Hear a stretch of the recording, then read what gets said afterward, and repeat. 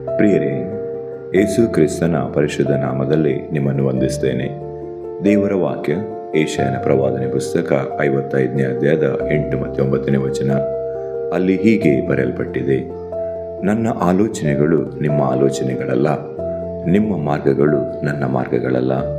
ಭೂಮಿಯ ಮೇಲೆ ಆಕಾಶವು ಎಷ್ಟು ಉನ್ನತವೋ, ನಿಮ್ಮ ಮಾರ್ಗಗಳಿಗಿಂತ ನನ್ನ ಮಾರ್ಗಗಳು, ನಿಮ್ಮ ಆಲೋಚನೆಗಳಿಗಿಂತ ನನ್ನ ಆಲೋಚನೆಗಳು ಅಷ್ಟು ಉನ್ನತವಾಗಿವೆ ಎಂಬುದಾಗಿ.